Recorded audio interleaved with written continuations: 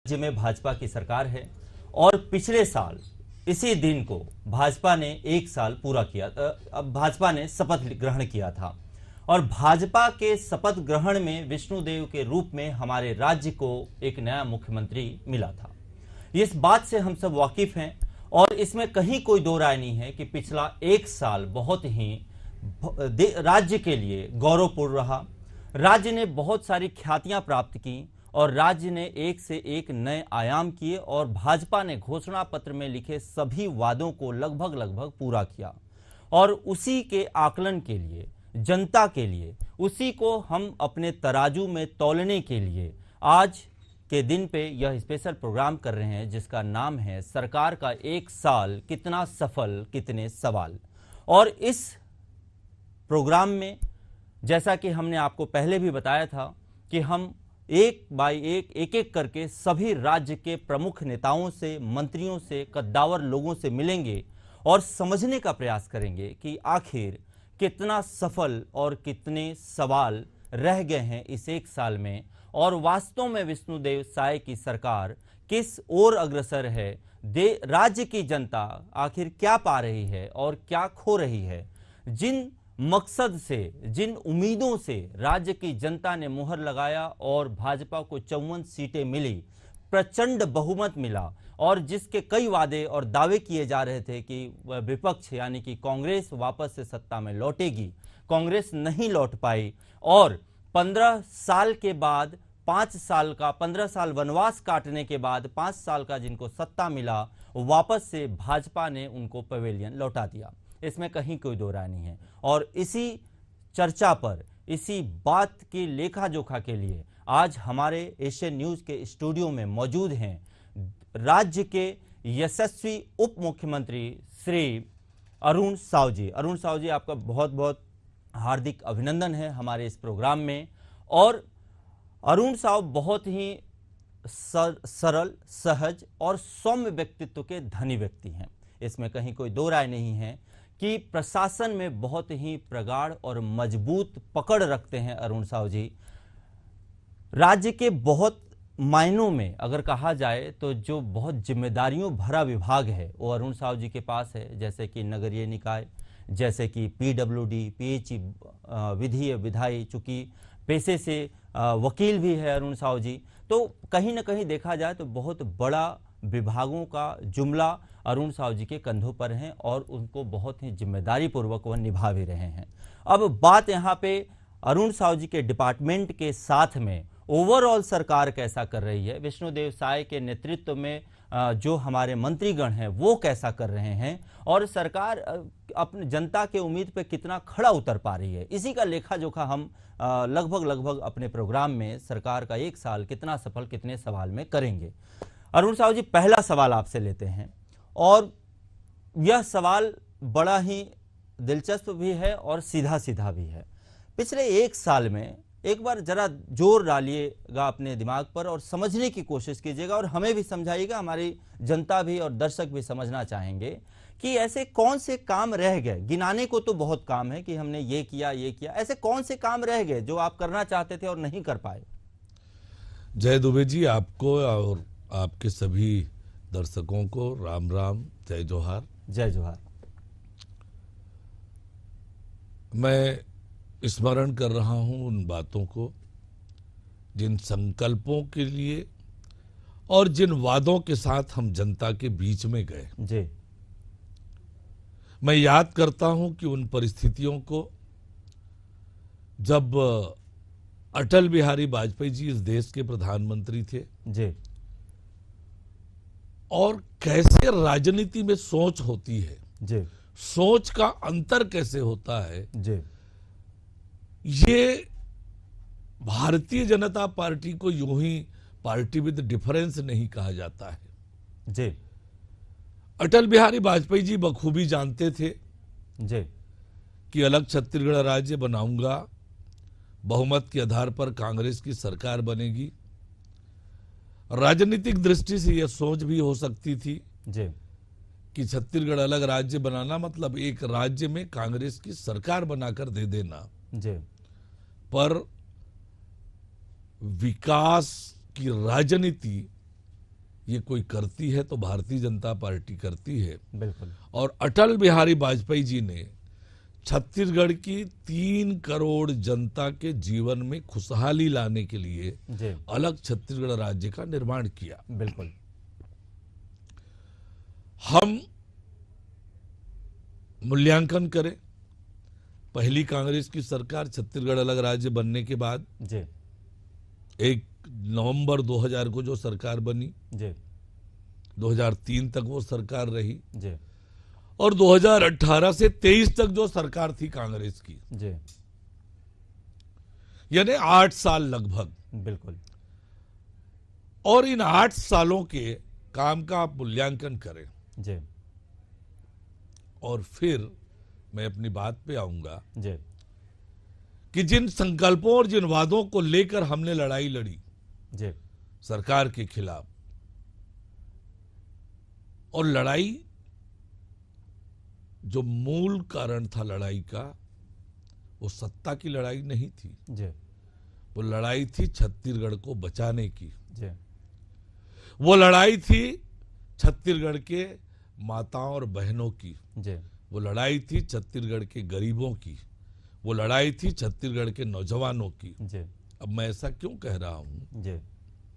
तो याद करिए, पिछली कांग्रेस की सरकार ने 18 लाख गरीब परिवारों को प्रधानमंत्री आवास से वंचित किया। जी। बिल्कुल। क्या दोष था उन गरीबों का? क्यों वंचित होना पड़ा? फिर पीएससी का घोटाला करके छत्तीसगढ़ के नौजवानों के सपनों को तोड़ने का काम किया। जी। अब जिस राज्य का युवा निराश हो, जी। जिस राज्य में नौजवानों के सपनों को तोड़ने का काम वहां की सरकार कर रही हो, जी। उस राज्य का भविष्य क्या होगा? जी। और भ्रष्टाचार के ऐसे ऐसे रास्ते इजाद किए गए। जी। कोयले का घोटाला किया। कैसे घोटाला किया? ऑनलाइन पद्धति को ऑफलाइन किया ऑफलाइन किया। जी। और घोटाला किया। जी। घोटाले के लिए व्यवस्था बदली और घोटाला किया। जी। शराब की दुकानों में 2 काउंटर लगे, जी। नकली शराब बेची जी। बिना नकली होलोग्राम। जी। 2 काउंटर, 1 काउंटर कहीं और खजाने में, 1 काउंटर का पैसा राज्य के खजाने में। यानी ऐसी सरकार हिंदुस्तान में कहीं नहीं रही होगी जी। जो सरकार स्वयं के खजाने को चोट पहुंचाए। जी। मतलब ये छत्तीसगढ़ को फिर से वो अंधकार की दिशा में लेकर जा रहे थे, जैसे इनके सरकारों के समय छत्तीसगढ़ अलग राज्य बनने से पहले जी। छत्तीसगढ़ की जो दुर्दशा थी। जी। क्या था छत्तीसगढ़ के पास? कांग्रेस की सरकार थी देश में, प्रदेश में। क्या मिला था छत्तीसगढ़ को? अशिक्षा, गरीबी, भूखमरी, जी। पिछड़ापन, यही दिया कांग्रेस ने। जी। और इसलिए जो लड़ाई हमने लड़ी 2023 के इसलिए आप चुनाव लोगों के ने ठान समय, लिया कि कांग्रेस मुक्त भारत बनाएंगे। वास्तव में छत्तीसगढ़ में हमने लड़ाई लड़ी छत्तीसगढ़ को बचाने के लिए। जी। जिस दिशा में भूपेश बघेल की सरकार छत्तीसगढ़ को लेकर जा रही थी, जी। बहुत खतरनाक था। जी। प्रदेश को अपराध का गढ़ बना दिया, शराब का गढ़ बना दिया, नशे का गढ़ बना दिया, धर्मांतरण का गढ़ बना दिया, जी। घोटाले का प्रदेश बना दिया, नक्सलवाद को फ्री छोड़कर जी। जो निर्दोष हमारे जी। आदिवासी भाई बहन है उनके जीवन को संकट में डाला, उनको विकास से महरूम करने का काम किया, गरीबों का साथ अन्याय हुआ, नौजवानों के साथ अन्याय हुआ। इस अन्याय के खिलाफ हमारी लड़ाई थी और मैं धन्यवाद दूंगा छत्तीसगढ़ की जनता को। जी। सारे प्रकार के भ्रम, झूठे वायदे, जी। झूठे वायदों का तो रिकॉर्ड बनाया उस सरकार ने। जी। एक भी वादा पूरा नहीं किया। और छत्तीसगढ़ की जनता कितनी समझदार है, लोकतंत्र की जड़ें कितनी मजबूत है छत्तीसगढ़ में, जी ये छत्तीसगढ़ की जनता ने 2023 के विधानसभा चुनाव में बताया। आप पीडब्ल्यूडी मंत्री हैं, राज्य में सड़कों की हालत बहुत जर्जर है। आप ये कहेंगे कि यह कांग्रेस की देन है और आप उसको सुधारेंगे नहीं, अब मैं आने वाले बिल्कुल वैसा समय नहीं कह रहा हूँ। पे? स्थिति बहुत खराब है रोड के मामले में। अगर देखा जाए साल भर में गिनाने को बहुत काम है, पैसे पूरे बांट दिए गए, चाहे वो 3100 रुपये की बात हो, चाहे 21 क्विंटल की बात हो, चाहे महतारी बंधन योजना की बात हो, पूरे खजाने को खाली कर दिया गया। आखिर विकास कैसे दिखेगा?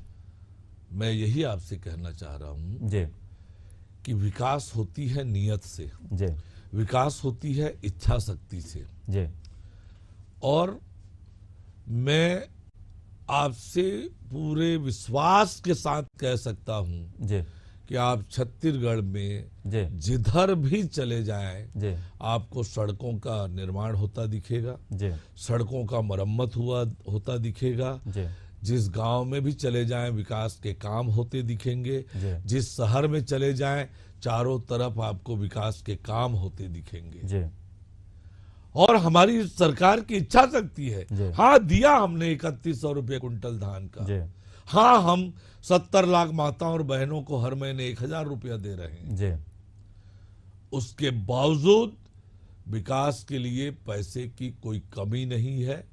अभी माननीय मुख्यमंत्री विष्णुदेव साय जी के साथ हम लगातार जिलों में जा रहे हैं। जी कोई जिला ऐसा नहीं है जहां 500 करोड़ से कम के लोकार्पण और भूमि पूजन हम कर पा रहे हूं। जी पूरा कैसे होगा? पैसे स्वीकृत है इसलिए लोकार्पण और भूमि पूजन हो रहा है। जी उन तक पैसा जा चुका है, टेंडर हो चुका है जी और काम भी हो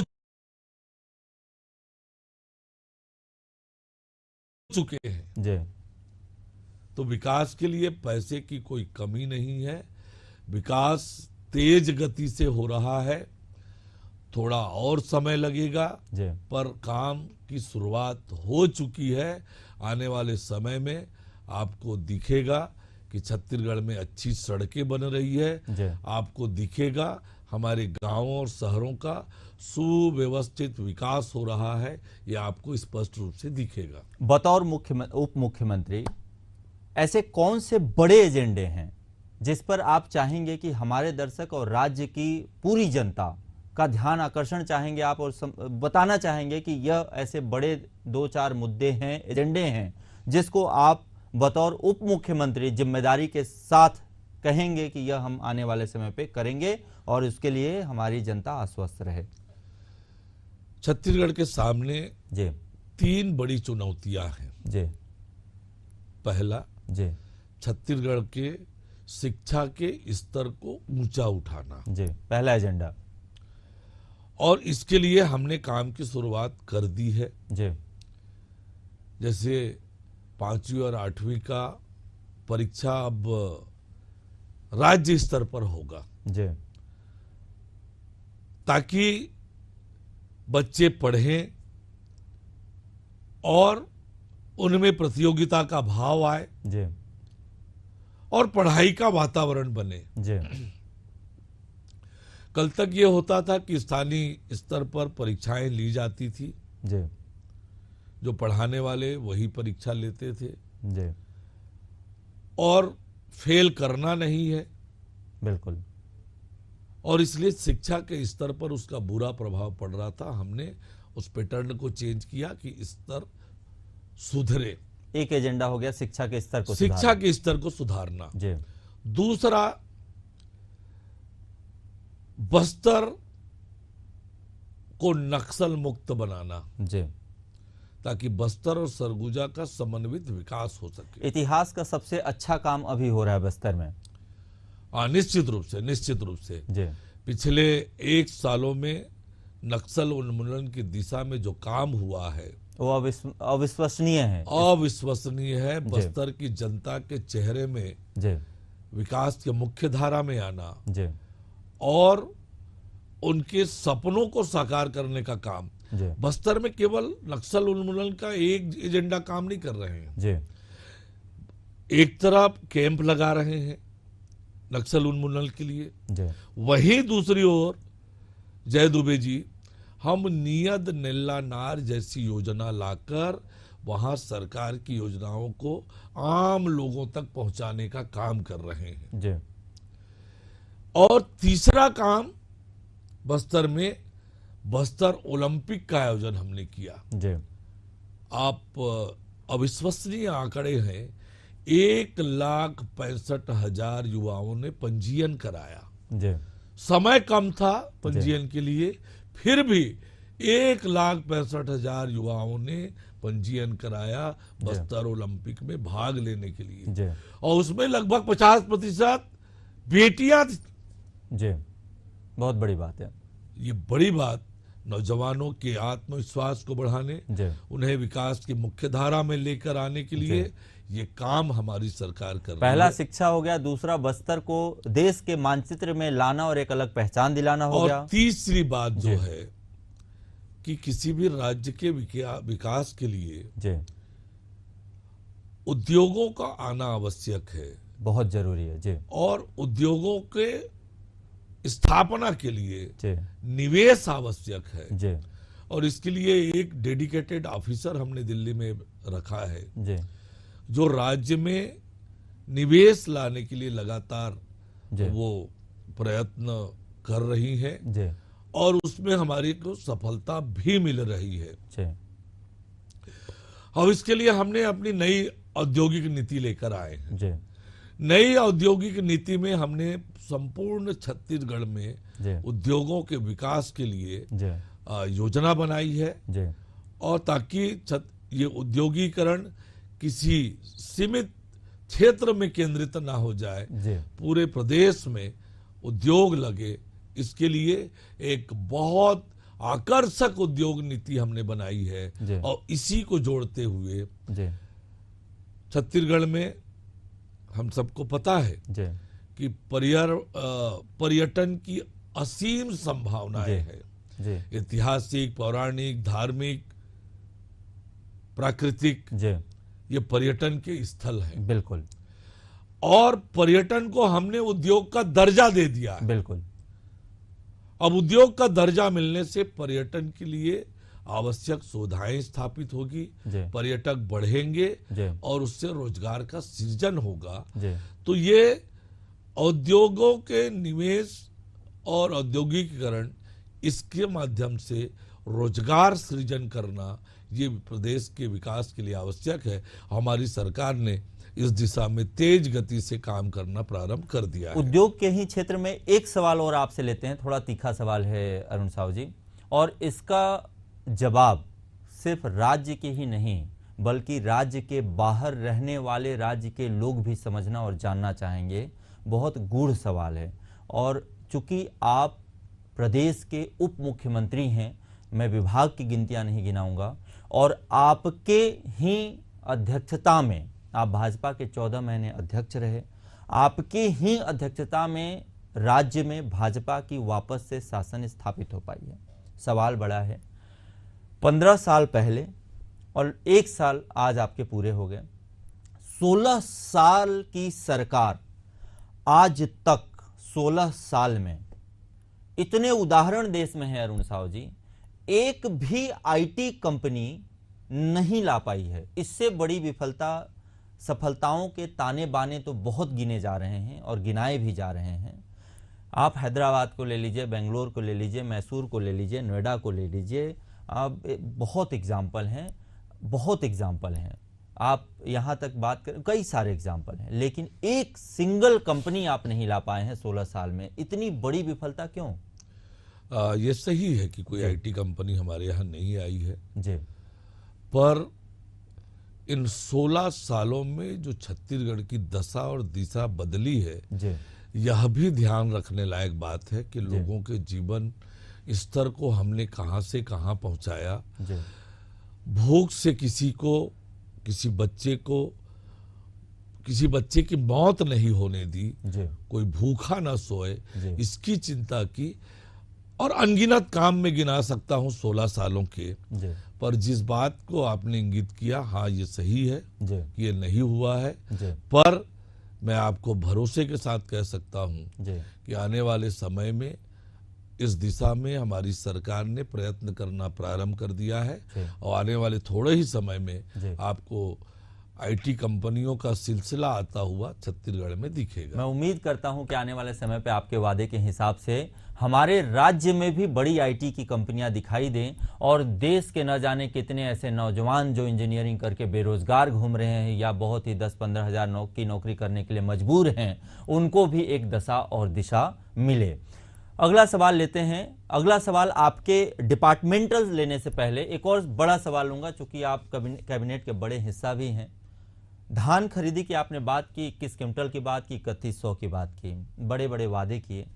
बहुत कसमकस दिखाई दे रहा है अभी धान खरीदी में, बहुत ज्यादा कसमकस दिखाई दे रहा है। केंद्रों में बहुत हू हल्ला हो रहा है, बहुत ज्यादा इस बात को उठाया जा रहा है विपक्ष के द्वारा। क्या कहना चाहेंगे, क्यों इतनी तकलीफ हो जा रही है? देखिए, आज कांग्रेस पार्टी मुद्दा विहीन है। जी विधानसभा में मात खाई है कांग्रेस, जी लोकसभा में मात खाई है। रायपुर दक्षिण में बड़े बड़े दावे कर रहे थे, जी रायपुर दक्षिण की जनता ने जवाब दिया। जी और कांग्रेस की हमेशा आदत रही है, आप अभी दिल्ली में देख लीजिए क्या हो रहा है। जी पार्लियामेंट चलने नहीं दे रहे हैं, चर्चा से भाग रहे हैं, बिल्कुल।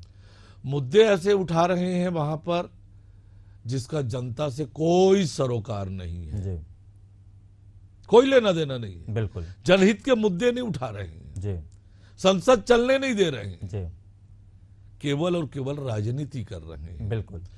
और वही काम छत्तीसगढ़ की कांग्रेस कर रही है। जी वास्तव में हमने धान खरीदी की पुख्ता व्यवस्था की है जी और किसानों को कोई तकलीफ नहीं हो रही है। जी जहां कहीं इतने बड़े पैमाने पर धान खरीदी करना है जी तो कहीं कोई बात तो हो जाए थोड़े समय के लिए अस्थायी रूप से, वो अलग विषय है। जी पर हमारी सरकार किसानों का धान पूरा खरीदेगी जी। और पुख्ता व्यवस्था सरकार ने कर रखी है। नगरीय प्रशासन आपके अधीन है। देश में एक से एक ऐसे उदाहरण हैं जहां पे नगरीय प्रशासन के तहत आवासीय जो प्रोजेक्ट होते हैं उसमें लोग घर खरीदने या जमीन खरीदने के लिए मरते रहते हैं, इसमें कहीं कोई दो राय नहीं है। कमल विहार एक बना हम सबके सामने एक एग्जाम्पल है, जो आज तक लगभग देखा जाए अब थोड़ी बहुत बसाहट अच्छी आनी चालू हुई है, नहीं तो वीरान पड़ा रहा लंबे समय तक। नगर निकाय के अंदर आने वाले जितने भी हाउसिंग प्रोजेक्ट रहे हैं वो क्यों फल फूल नहीं पाए?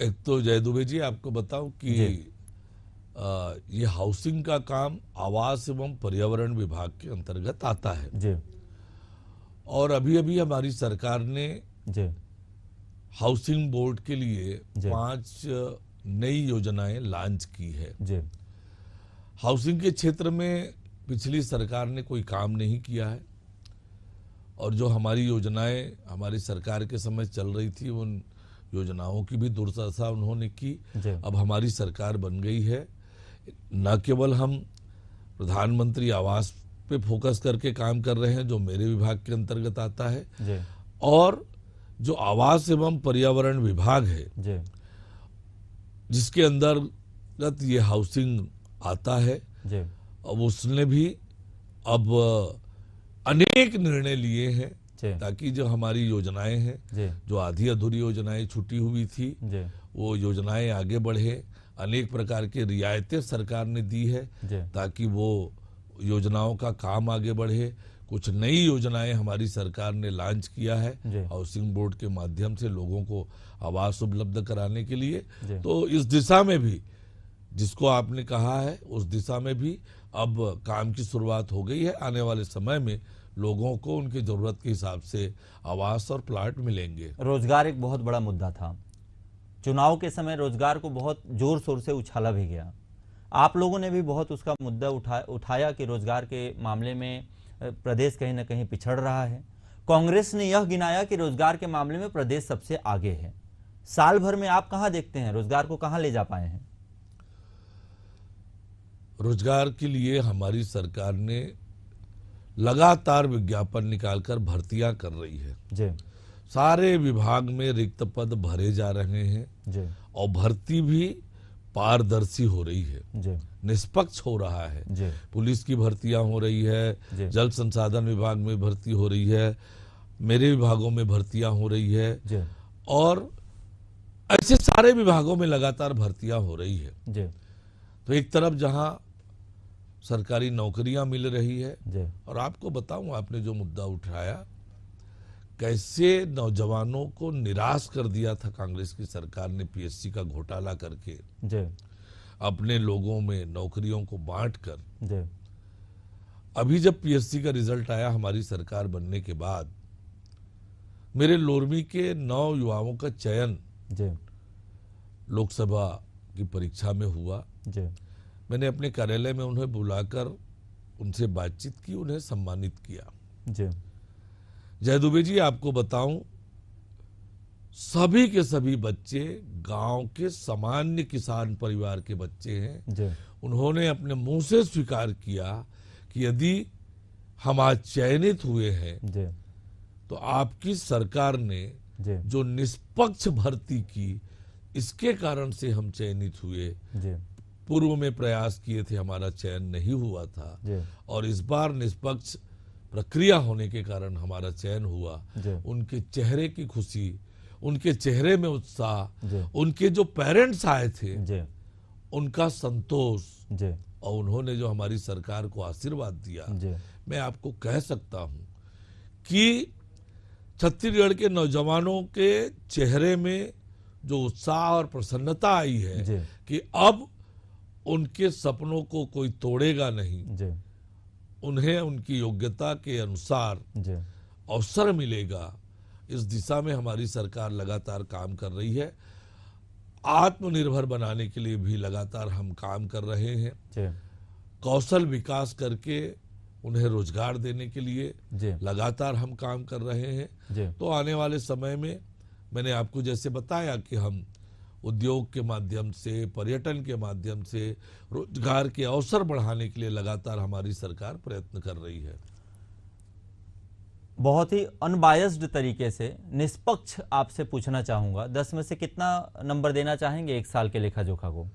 10 में से 10 नंबर। जी, आपकी और सरकार है इसलिए? नहीं, बिल्कुल जी। नहीं, बिल्कुल नहीं। जी मैं आपको हिंदुस्तान की सरकारों के इतिहास से आप तुलना कर लें। जी चुनाव जीतने के लिए बड़े बड़े वायदे किए जाते हैं जी और वायदों को कैसे तोड़ा मरोड़ा जाता है, जी इसका उदाहरण आप अब छत्तीसगढ़ से ही ले सकते हैं। जी 2500 रुपया क्विंटल धान देने का वादा किया, जी सरकार बनी, देने के समय जी उसको क्या कर दिया, 4 किस्तों में कर दिया, बांट दिया।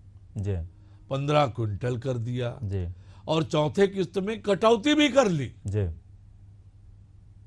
बिल्कुल। ये कैसा वादा पूरा किया आपने? जी फिर 2 साल का पुराना बोनस देने का वादा किया, जी पूरा नहीं किया। जी 500 रुपया माताओं बहनों को देने का वादा बोनस किया था। बोनस पे एक और सवाल है, 40 से 120 किया गया था, उसको आपने 80 कर दिया।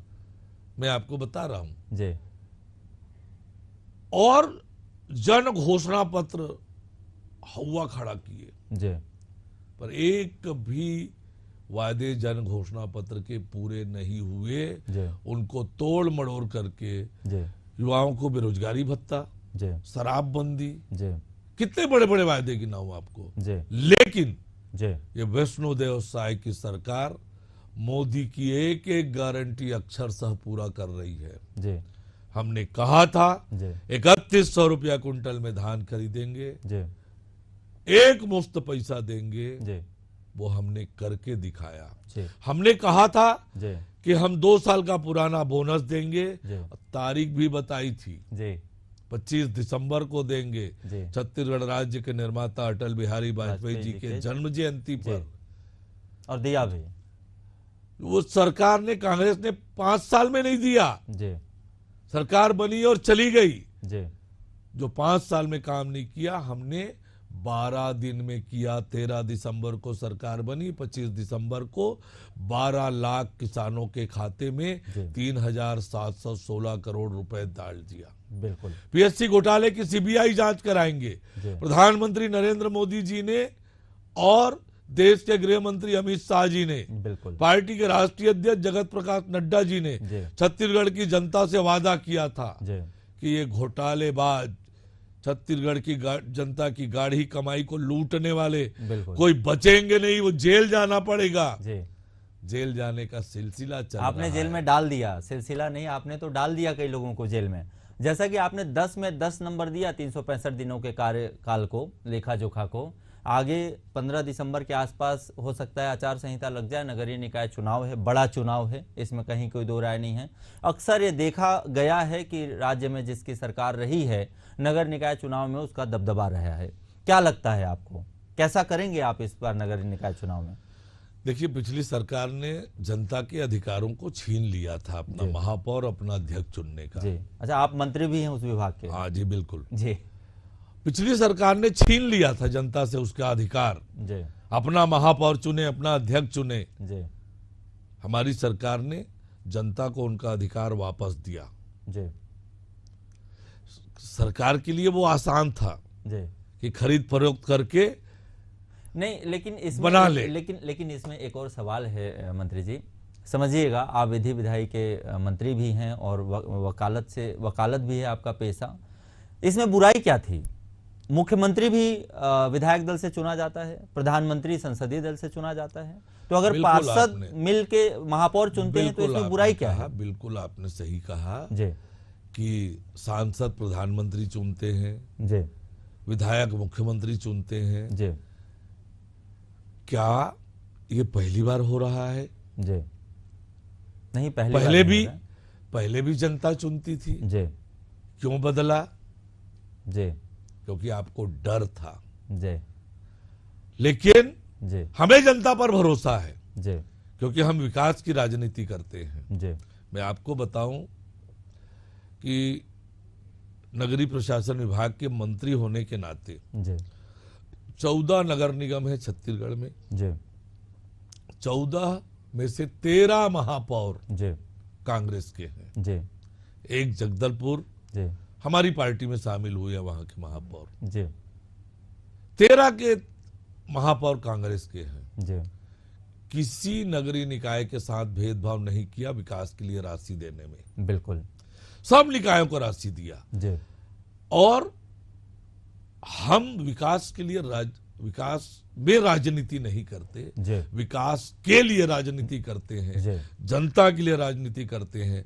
जनता पर हमें भरोसा है और हमें भरोसा है कि हम जो काम कर रहे हैं जनता के लिए, जी, जनता हमें आशीर्वाद देगी। जी, और जिन लोगों ने जी, उनका अधिकार छीना था महापौर और अपना अध्यक्ष चुनने का, जी, उनको सबक सिखाएगी जी, और भारतीय जनता पार्टी को नगर सरकार की जिम्मेदारी देगी, जी, ताकि नगरों का सुव्यवस्थित जी। और विकास हो सके। बड़ा और आखिरी सवाल आज के इंटरव्यू का, अरुण साहू जी, 365 दिन हो गए, आप लोगों की 11 लोगों की भारतीय टीम है, छत्तीसगढ़ की भारत की टीम जैसी टीम है आपकी, 2 लोग खाली हैं।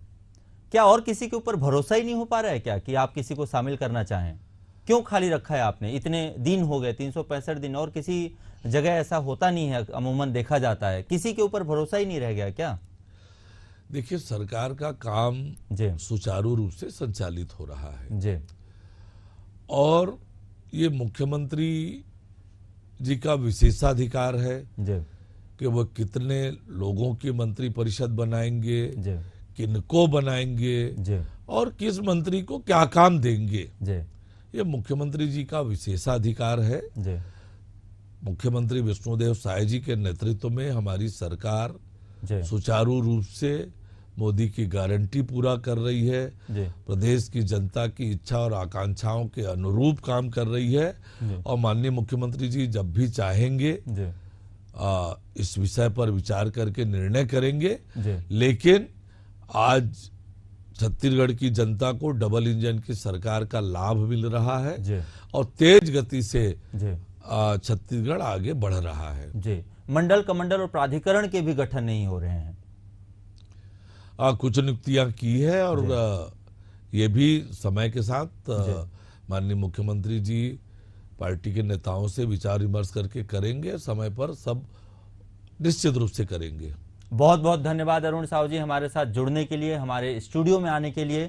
हमारे साथ थे प्रदेश के यशस्वी उप मुख्यमंत्री श्री अरुण साहू जी। आपने अरुण साहू जी को सुना, कितने बेबाकी से अरुण साहू जी ने सारे सवालों का जवाब दिया, कैसे अपने प्रदेश के मुख्यमंत्री श्री विष्णुदेव साय के कार्यकाल को 10 में 10 नंबर दिया, कैसे उन्होंने यह गिनाया कि पीडब्ल्यूडी हो, चाहे खाद्य आपूर्ति निगम हो, चाहे धान की खरीदी हो, चाहे घोषणा पत्र में किए गए वादों और घोषणाओं की पूर्ति हो, या फिर नगर निकाय में किस तरीके से वापस उसी विश्वास के साथ आपने अरुण साहू जी के शब्दों में, अरुण साहू जी के हाव भाव में, अरुण साहू जी के बॉडी लैंग्वेज में जो कॉन्फिडेंस देखा, उससे यह कहा जा सकता है दावा के साथ कि इस बार के नगर निकाय चुनाव में वापस से भाजपा बाजी मार सकती है।